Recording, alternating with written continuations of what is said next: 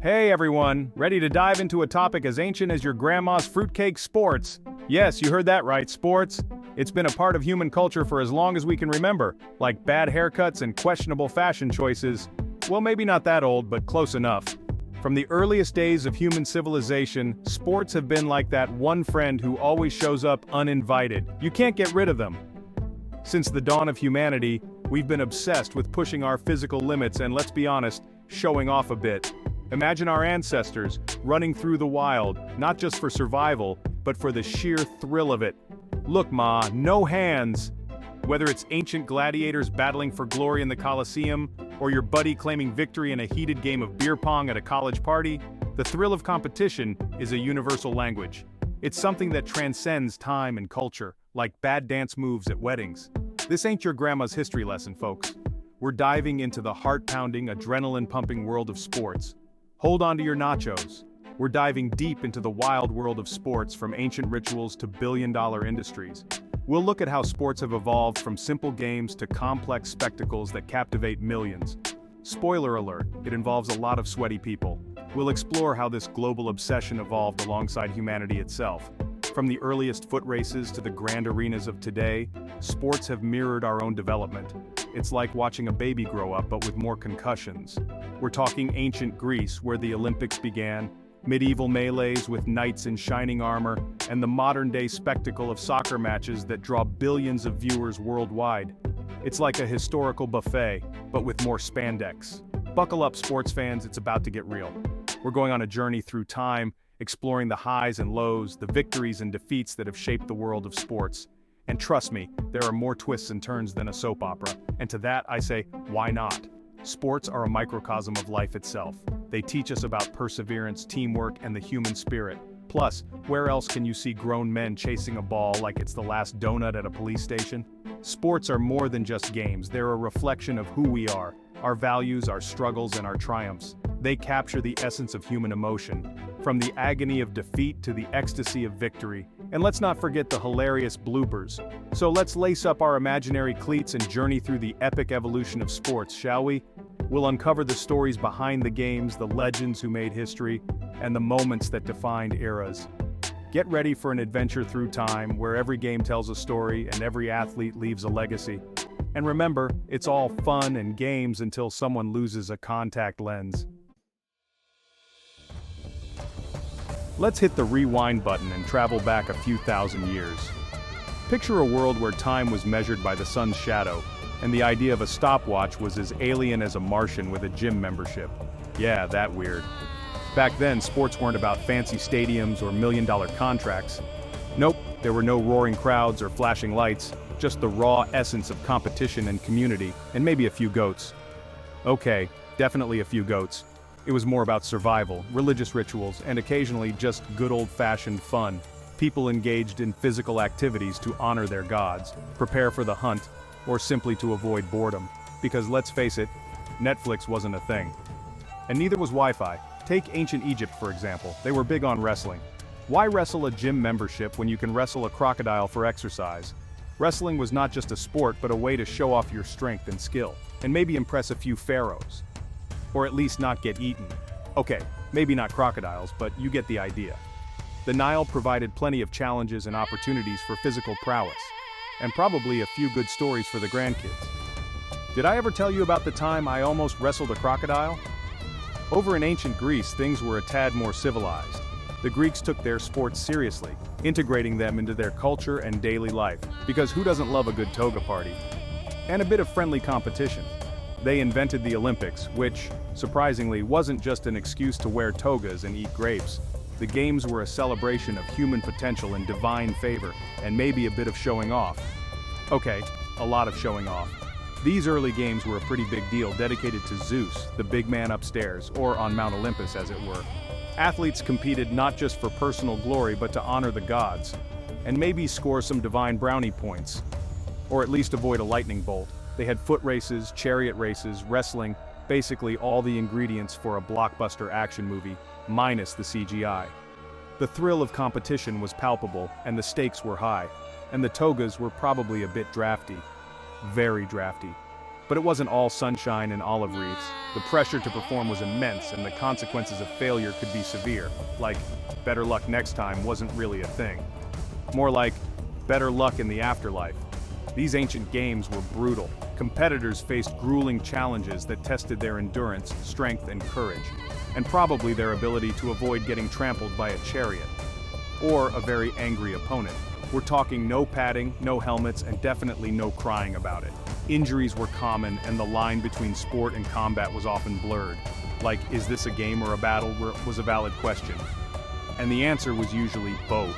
It was a different time, folks. A time when sports were raw, unfiltered, and deeply intertwined with the fabric of society, and probably a lot more dangerous. And a lot less regulated.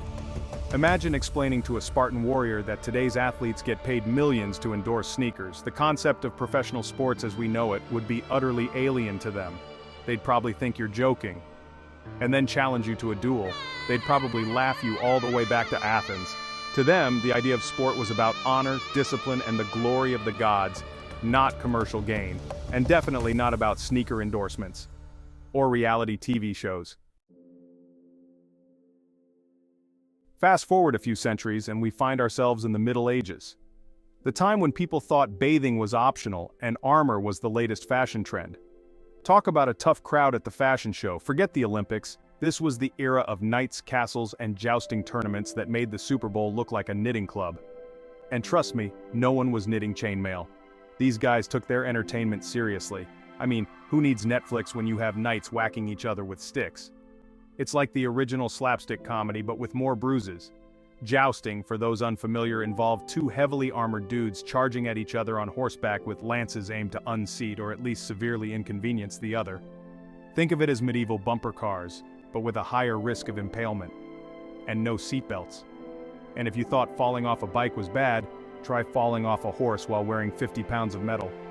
It's like extreme sports meets extreme fashion, but it wasn't all blood and bruises. They had their own version of chill time.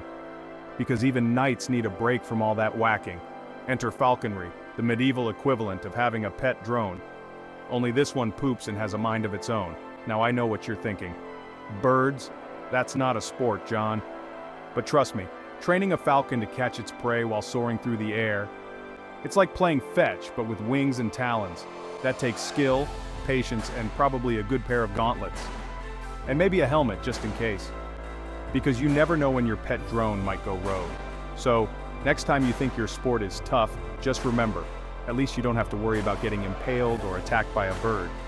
Unless you're into extreme bird watching. Section 4, Renaissance Resurgence, Rediscovering the Classics, or as I like to call it, when Europe decided to get fancy and artsy.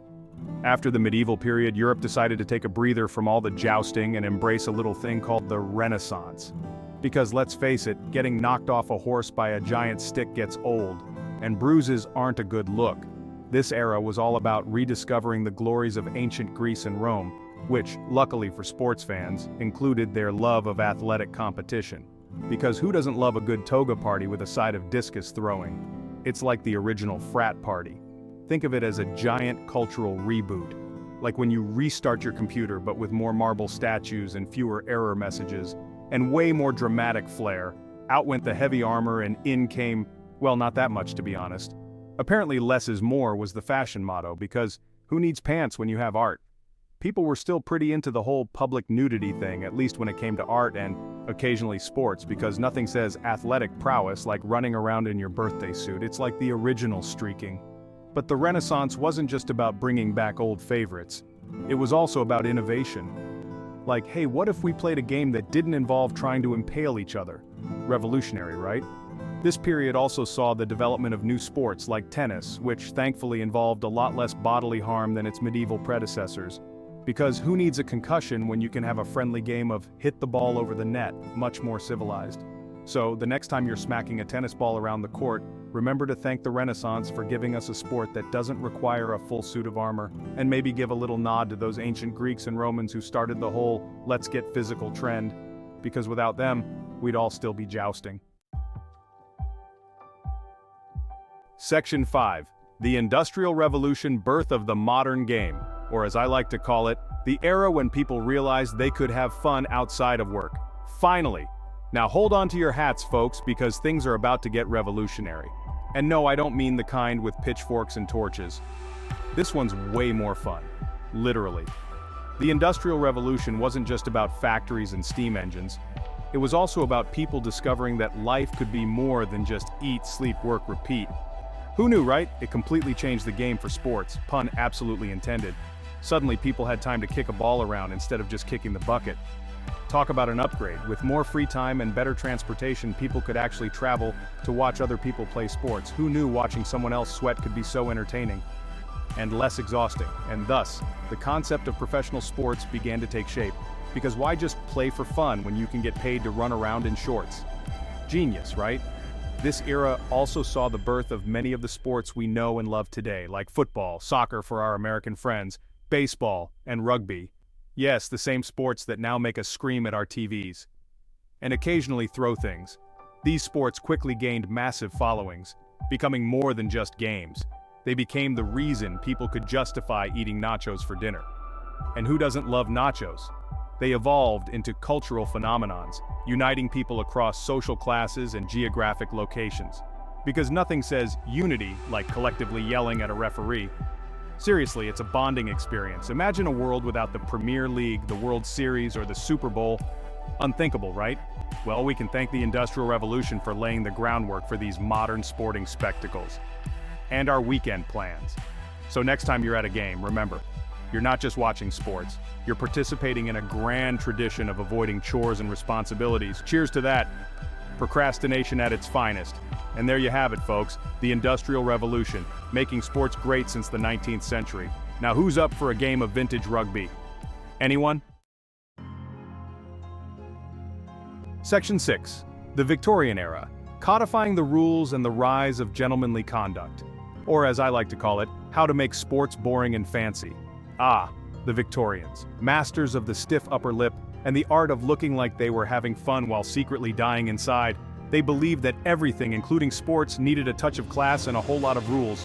So they took sports, those wild and chaotic displays of athleticism, and decided to give them a makeover. Think of it as the Victorian version of a reality TV show makeover, but with more waistcoats and fewer dramatic reveals. They weren't satisfied with people just running around chasing a ball. Oh no. They needed to add a sprinkle of discipline and a dash of decorum, because nothing says fun like a 50-page rulebook. So they whipped out their quills and parchment and got to work. Detailed rulebooks, official guidelines, and a sense of decorum that would make even the Queen blush. This era saw the birth of official governing bodies for various sports. These were the folks who made sure everyone played by the same rules and didn't sneak in a cheeky handball when no one was looking. And so, football, or soccer for our friends across the pond, got its offside rule. A rule so confusing it still baffles players and fans alike. But hey, it added a layer of strategy, or at least a lot of head-scratching. Cricket got its 6-ball overs, which meant players could finally stop arguing about how many balls were in an over and get back to the important stuff, like sipping tea and discussing the weather. And rugby? Well, they finally figured out how many points a try was worth. Spoiler alert, it's more than 0. This added a new layer of excitement, or at least a reason to tackle someone with a bit more enthusiasm. It was also during this time that the concept of sportsmanship really took off. The idea that sports should be played with honor, respect, and a stiff upper lip became the cornerstone of Victorian athletic culture. The Victorians believed that sports should be about more than just winning. They should be a test of character, a display of gentlemanly conduct, and an opportunity to show off one's impressive collection of mustaches. Of course, this didn't stop them from betting on the outcomes like their lives depended on it, because nothing says gentlemanly conduct like a little friendly wager, right? Sports clubs and associations began to flourish, providing a structured environment where these new rules and ideals could be practiced and celebrated. These clubs became social hubs where gentlemen could gather, compete, and discuss the finer points of cricket while sipping on their brandy. Trophies and awards were introduced to recognize not just the winners, but also those who exemplified the spirit of fair play and gentlemanly conduct.